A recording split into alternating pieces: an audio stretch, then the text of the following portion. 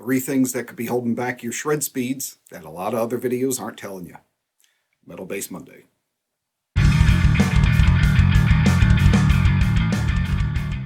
Alright, so welcome back to this week's episode. I've mentioned it a couple of times in other episodes, but I am on other networks outside of YouTube. I know a lot of you have asked which ones I'm going to be popping up on, and that some of you were spreading out to those. And my answer is probably all of them. I'm going to make an effort to be wherever you are. And you never know, there might be advantages or disadvantages to other platforms. So the place to start checking out, if you want to find out what other networks I'm on, and I'll be updating it probably around the end of the week, is my main website. And if there's anything you want to know as far as my other resources or things, or for any reason I'm having trouble uploading or something, RodneyMcGee.com. It has a bunch of my stuff on it. It has backlinks to everything I have here on YouTube, and I'm going to start updating it with all my other platform links and stuff. So if you're trying out other waters or things like that, I'll probably be there too. So hit me up if you're on there. Other subscribers on other platforms would be great. And yeah, if you need to find me, you can always go to the homepage, RodneyMcGee.com. On top of that, you can always find me at my Patreon pages too. Subscribestar and Patreon. I'm going to try and get in a live stream this weekend for patrons, and that should be fun. We're going to do a little bit more on the songwriting stuff and kick off a little bit more with that. And as always, thank you to all my subscribers. I really appreciate it. I hope you're enjoying stuff, and I'm looking forward to catching up with at least some of you this weekend. So let's dive into the secret shred problems. So a lot of times when I've gone through and watched other videos and guys are trying to get their speed up, and I know, yeah, another video about speed, but we play metal and speed's part and parcel of it. So they talk a lot about hitting a brick wall or hitting a plateau or something, and they just can't seem to get past it, or they don't know why when they start shredding or playing really quick runs, they don't sound like other players do. And there's a couple of things that I find are really common brick walls that guys run up against that a lot of people just don't address. So the top 3 I'm going to list here, and we're going to talk about the problems. So, problem number 1. One of the big issues is synchronization between the left and right hand. And what I mean by that is a lot of times as people start to speed up, they get into kind of a spray and pray attitude towards things, meaning they just run one hand as fast as they can, and then they run their fretting hand as fast as they can, and they just kind of hope things work, also known as the Slayer solo approach. This counteracts things by in a number of ways. One is that you can't keep track of your progress if you're trying to do something like an exercise to develop your speed. 2, it becomes an indecipherable mess. The notes are bleeding into each other. They sound really just kind of running over each other in a chaotic mess. So it doesn't sound fast in a strange way. You may actually be playing fairly fast, but because it's a mess, it doesn't sound that way. And the other is that one hand could have a massive deficiency that the other doesn't, and you're trying to compensate. And I see this most of the time, is that people don't work on their fretting hand, and then they just run their plucking hand as hard as they can, and they don't understand why they're still not getting through the run. It's because this is the weak link in the chain. You're always going to be behind playing, if you're trying to play 1, 2, 3, but you're going 1, 2, 3, 4, 1, like you're doubling up on all your notes. That isn't helping. That's just playing what your left hand can't do a lot. So getting your synchronization down is going to make a huge difference, and moving both hands up in their development at the same time. So if you're doing a straight scale run, 1 pluck, 1 fret, 1 pluck, 1 fret, make sure that you're doing it as you go up. And that's going to allow you to measure your speed. It's going to make it more intelligible, and people are also going to be able to pick it out.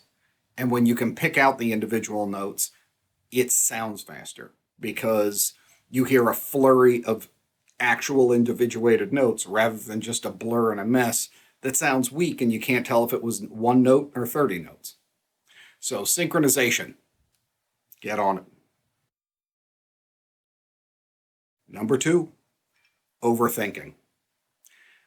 This is something where I think it's kind of an ironic thing that sometimes we get so bound up in things and trying to see the riff and follow the notes and everything in a little bit of a panic mode that your hands wind up slowing down to the speed that your brain can kind of accustom itself to seeing the notes.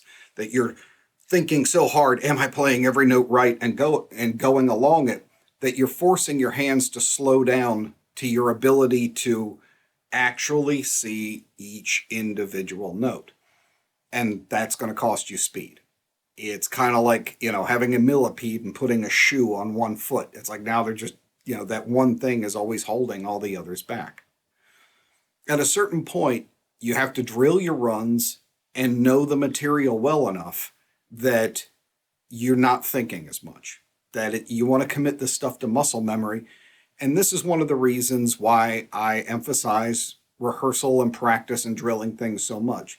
It's not just to be militant or be a hard ass about things. It's because it's kind of like the Zen archery things of you train over and over until the point where you stop thinking. And it's not to do it just for the sake of doing it. It's so that it's so natural that you can push beyond your normal boundaries. If you're thinking a lot about what you're playing, you don't know it well enough. And if you don't know it well enough, then every time your brain has a moment of, oh, what note is that? You just crashed. Then there goes your speed. And if you're hesitant or, oh, I can't visualize this quite well enough or something, that's what's costing you your speed. You really need to know what you're doing. You don't want to be on the note you're on. You want to be seeing down the road, not right in front of your car. So open things up, really rehearse stuff. And if you find that you're really overthinking or something, there's no way around it. You need to practice it more and really get around it. A tip to help you with this is when you're away from your instrument, try and visualize actually playing the pieces and seeing your hand fretting the notes as you go. If you can visualize that completely clearly away from your instrument, that's a really good indicator that you actually know the part. If you find blurry areas or you can't really picture it in your head that well, odds are you don't know it well enough and you're going to stumble over that blurry part when you go to do it. So really know the parts. Don't overthink it. That's not the time. You really want to have it down to the point where it's second nature. Third one is one I get into a lot of arguments over. And it's that the faster you play, the more you have to lighten up on your attack. I don't care what anybody else tells you. I will get in the ring MMA style. It's not a matter of it isn't metal enough or you're not digging in hard enough or anything. There's this ridiculous thing called physics. And it tends to govern what we do. Everything about what we do. It is physically impossible to move faster with a tight, tense hand that's gripped and digging in. Where would you try this approach in any other form of athletics? And what we do is a form of athletics. Would you see a runner try and run faster by just stomping his feet harder and harder into the ground the faster he wanted to go? No, you'd look at him like he was an idiot. You have to lighten up on things. You have to be in a relaxed state to make small micro movements. The harder you hit, the stiffer that your hand has to be and the more bound up that your muscles are. Now, I had a problem with this for a long time, and this was a big one for me. I really have to resist the urge to beat the hell out of my bass. I'm an aggressive player. I like digging in, and I constantly have to show discipline. Now, if you're in, slower parts and you really want to grind in and add some dynamics, fine. You've got the room to breathe and do that type of stuff. If you're really shredding or you're moving really quickly, you've got to lighten up on the attack. There's no way around it. Again, science. It just does not function and it's counteractive.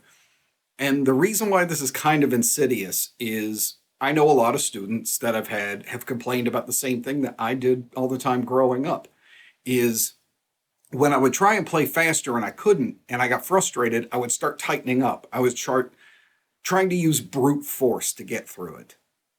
And that's actually the exact opposite. You're throwing gasoline on napalm. It's just going to make everything worse.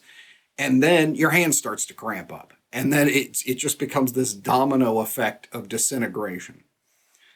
If you feel like you need to dig in to accomplish something, not for dynamics, but to make something happen, realize that you're doing the exact opposite. You got to take a breath, you got to step back, and you've got to relax and play through it. I can't emphasize this enough. Like I said, I see so many of, especially a type of person that I've complained about before, a certain producer, guitar player style person that's always like, you got to dig in super hard and everything. It's this macho garbage that they just want to have you try and slam every note possible as hard as they can. It's usually a guy that wants you to play with a pick. Nothing wrong with playing with a pick, but a lot of times with finger style players, they want you to do it and hit it even harder. Hard notes done messy or hard notes done too hard just sound like ass. They're no good. And it just cuts down on your dexterity, plus your endurance goes right through the floor. If you're going to be doing stuff, and I mean, I realize live shows are, we're having a tough one on that right now, but even when we return to them, I realize even, guys sweat getting through half-hour performances anymore. And I used to have to play hours a night sometimes, and I really started to wonder about that when I had newer students coming up and they were really sweating like a 30-minute show. And they were talking about their endurance and, being in top form. Then I watch them play, and then I understood, because they would get nervous. They would try and brute force their way through the faster stuff. And I'm like, no wonder. One song, you've already started to cramp up and you've bashed the hell out of the instrument as hard as you can. The faster you play, the more dexterity. It becomes about finesse of movement, not about sheer force. So you've got to lighten up on the attack. I don't care what anybody says. Send them my way. I will steel cage match them and force them to prove their point by playing something really fast, repeated for a while. So these are a couple of things that I really think should be talked about more, that people don't seem to address as far as speed. And it's not about just practice routines and things. You can hit a plateau because of a secondary issue that's affecting your playing. And to me, these are the three most common. Now, I'm going to give you one final thing that will help as far as the overthinking and visualization, but also as far as just developing a flow. And what I mean by that is like being able to move through something and have it all sound like it's flowing together, which is what we want, and just a really nice, rip through a scale piece or a complicated riff, and not sound like these jolting pieces. And part of it is also how to defeat that visualization stuff and overthinking. At a certain point with speed, you can't be focusing on the notes, but you also want to have something that tells you that you're going in the right place, something to keep you on kind of on the path.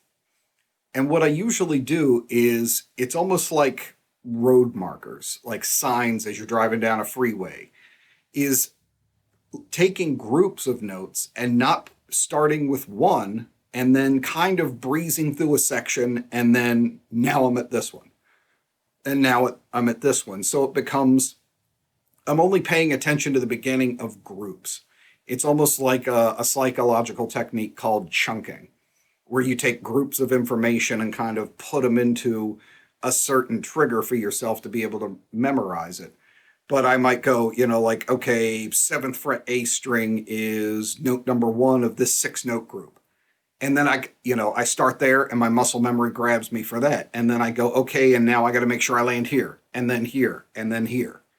So you get this kind of just touchstones where you're only remembering the important points along the path, kind of the highlights, a position shift, the beginning of another scale piece.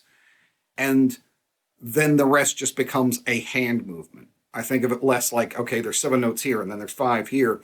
It's this movement here, and then this one starts here, and this one starts there. So you're able to breeze and roll through the things, still having a little bit of a reference to keep yourself together and have that confidence of, oh, I know this is here. And, you've got some road cones for yourself set up, but not having to think through each one. The last tip that I'll give you to dispel something that a lot of players don't talk about too, but you kind of will gather this information if you watch the real shred masters and stuff, is there is something that I feel is a missed piece in a lot of shred practice that I call the jump to light speed.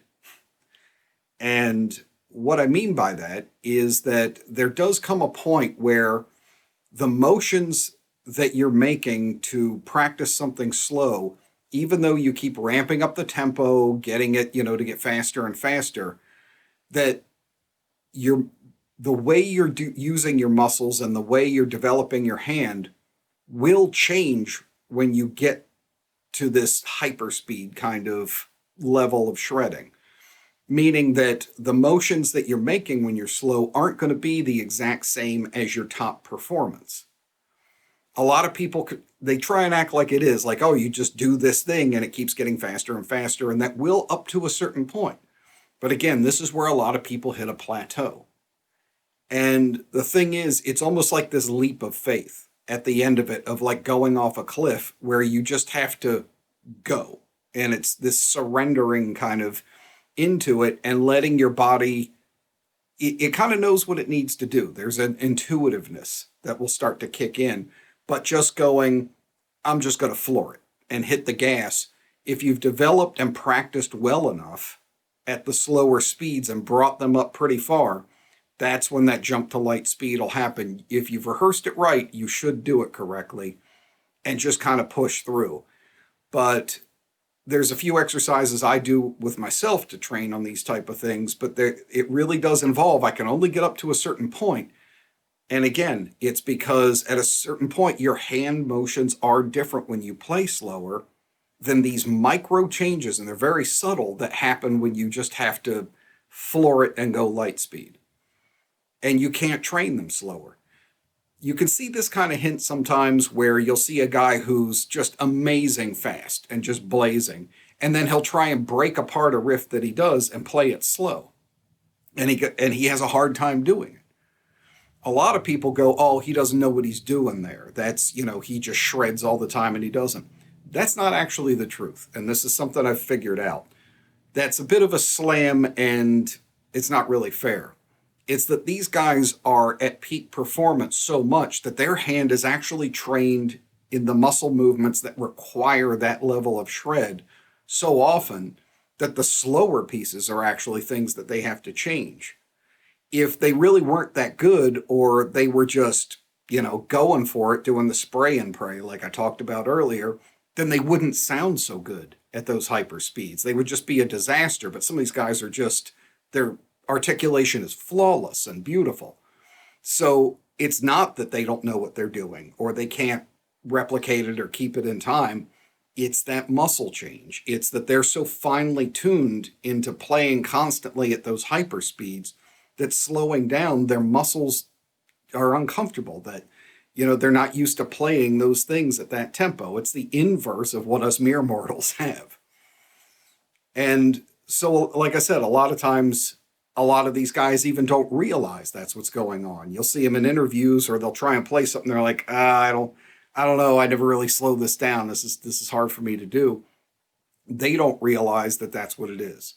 That they're on the mirror image of us, and they're so used to having the muscles perform at that light speed thing that when they slow down, it's hard for them to re-engage and pluck the way they would like on a rhythm part or something. So that's something that has to happen too. And in a way, it's going to be a little different for everybody. There's going to be a piece where you're going to have to figure it out for yourself. You're going to have to go, okay, I've gone up to here, but if you hit a plateau and you're confident in your riff and you've, got your road cones kind of set up for your memorization and everything, you're not overthinking stuff, your synchronization is good, and you just can't seem to get, this extra push, That may be your jump to light speed moment. And you might want to start doing some drills of going from there and just jam, but don't use added pressure. Just flow into it. And again, in a weird way, it's almost like a surrender. Like I almost feel like I'm not trying as much at times. I'm just letting my hands go. And they kind of run off in a certain direction. Works most of the time.